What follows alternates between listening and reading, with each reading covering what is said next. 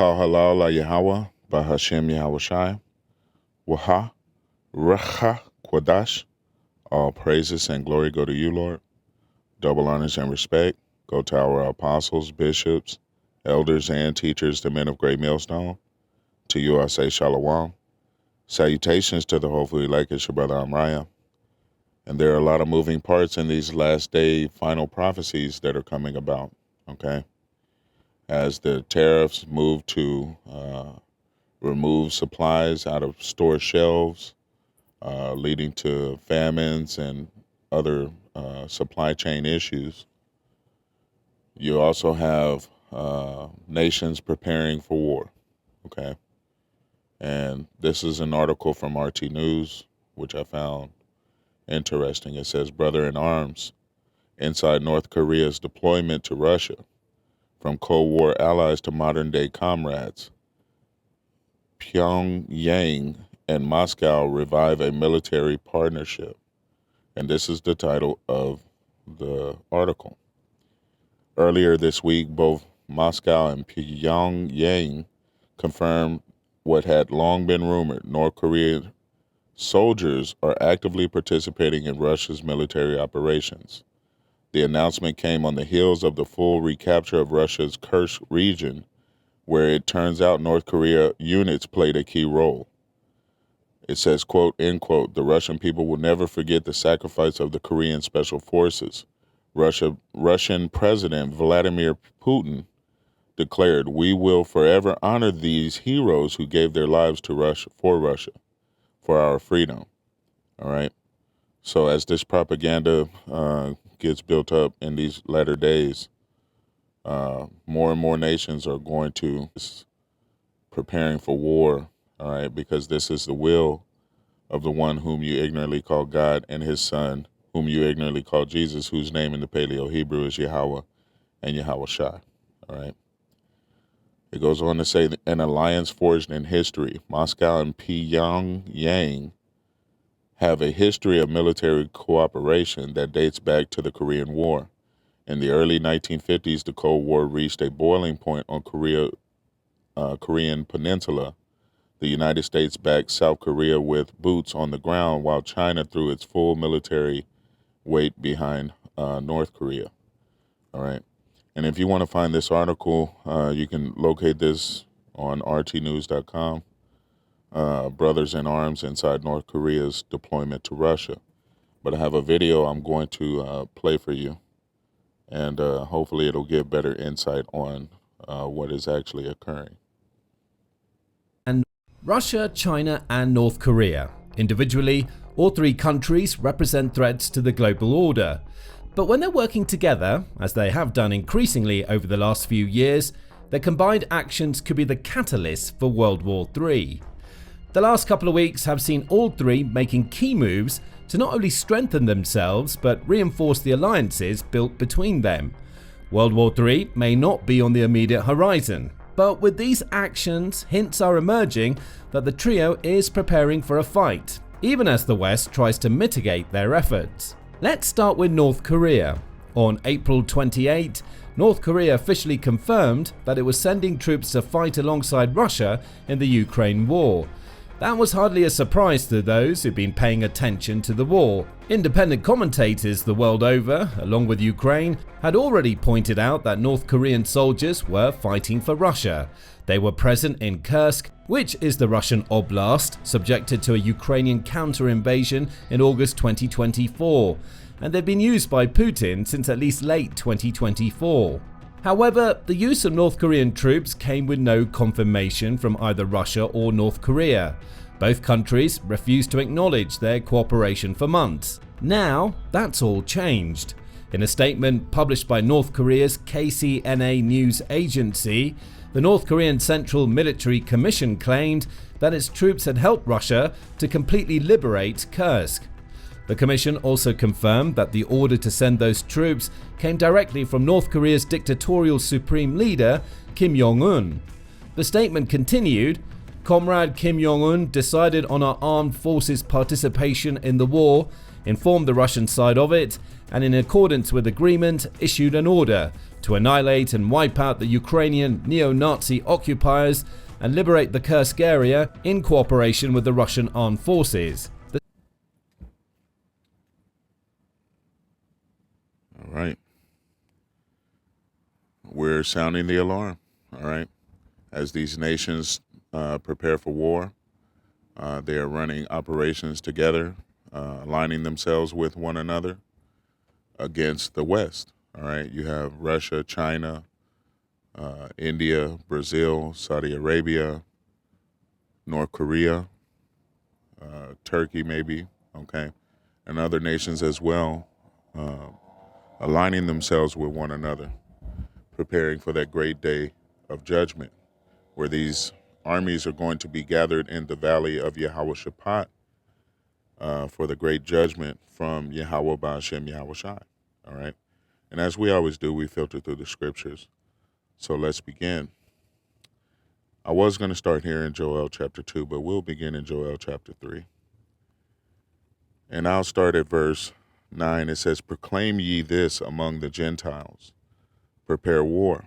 All right. And this is not speaking to the diaspora, the scattered of the nation of Israel. This is speaking to the actual Gentiles, the heathens, these separate nations from Israel in the world. All right. They are aligning themselves. They are preparing for war. Nations that were once farming nations and agricultural nations have now become privy to the information of war. And they're preparing themselves for war in many different ways, creating weapons, training, and getting their beaks wet in actual war scenarios. That's why you have North Korea in Ukraine. Verse 9 again, Joel 3 and 9, "Proclaim ye this among the Gentiles. Prepare war, wake up the mighty men, let all the men of war draw near. Let them come up." Right. And this is all for the purpose of Yahweh Ba'ashem Yahweh Shai, to show his might in the world. All right. His name will be glorified throughout all the world. And he is directly responsible for what is going to happen to these armies, these men of war. Okay. Mighty men. Verse 10, "Beat your plowshares into swords and your pruning hooks into spears. Let the weak say, I am strong. Assemble yourselves and come, all ye heathen." Right. And they are assembling themselves. Now, the news reported that they're gathering against neo-Nazism, Ukrainians. They're Nazis, allegedly. But this is the Heavenly Father gathering these nations together for war, all right, for that final judgment, for the great day of the Lord, all right? And we'll get into that here in just a moment. But verse 10 again, "Beat your plowshares into swords and your pruning hooks into spears. Let the weak say, I am strong." North Korea, China. China was once known as the sick men of the East, all right? And they are now a superpower in the world that America has no chance of defending themselves against, all right?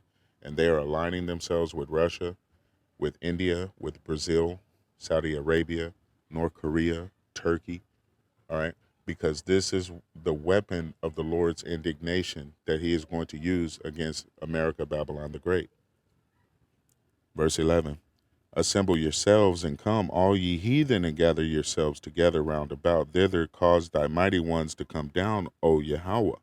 Let the heathen be awakened, Salakia, and come up to the valley of Yehoshaphat, for there will I sit to judge all the heathen round about." Verse 13, "Put ye in the sickle, for the harvest is ripe. Come, get ye down, for the press is full. The fats overflow, for their wickedness is great. Multitudes in the valley of decision, for the day of Yahweh is near in the valley of decision." And this is the time that we are coming into. Now, the harvest speaks expressly to the end of the world. All right. And we're going to grab that real quick. All right.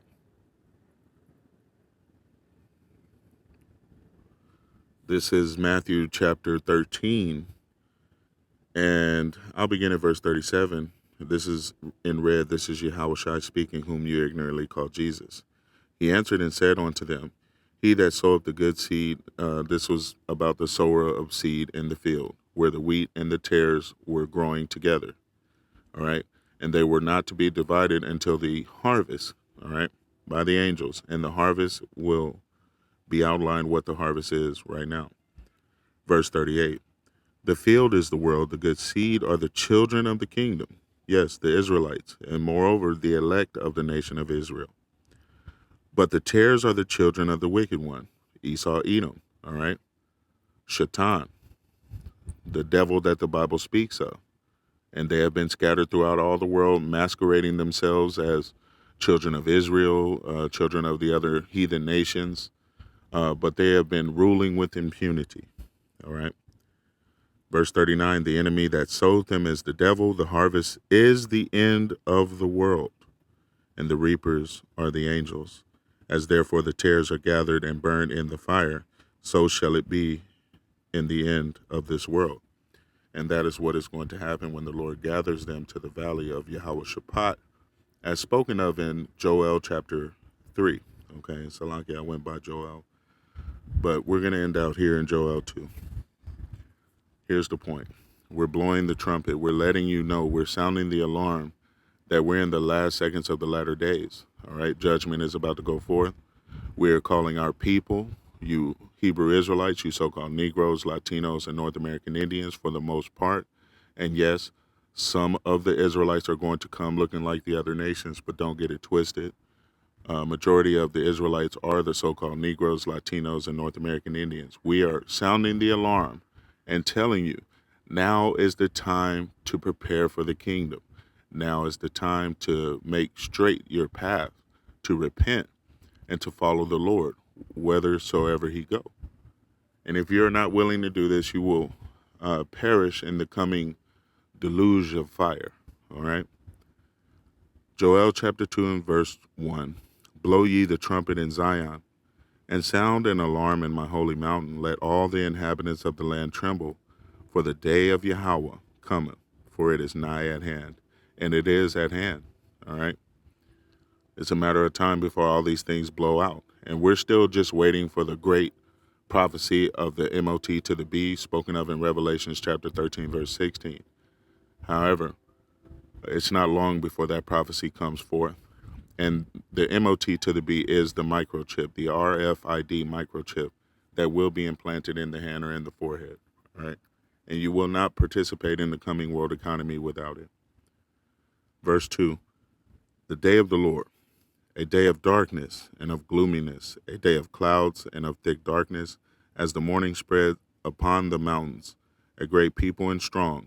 There have not been ever the like, neither shall be any more after it, even to the years of many generations. A fire devoureth before them, and behind them a flame burneth. The land is as the Garden of Eden before them, and behind them a desolate wilderness, yea, and nothing shall escape them. And I'll end there. This is speaking directly to the weapons of the Lord's indignation, which is thermonuclear fire.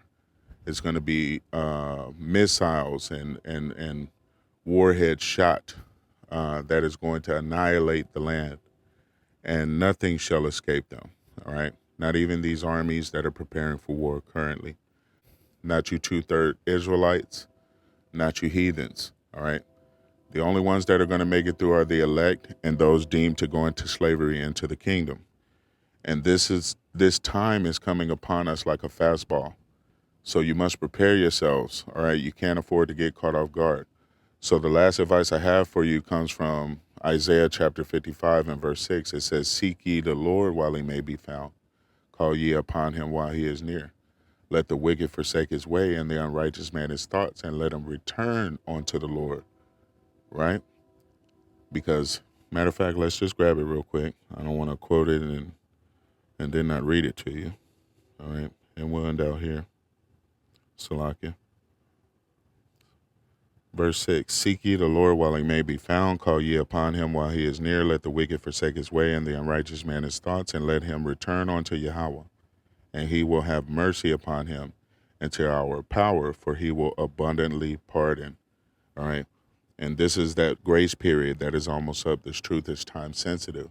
So if you don't return unto the Lord and forsake your wicked ways as an Israelite, you will be destroyed in the coming judgment that is going forth to devour these heathens, and as well as you 2/3.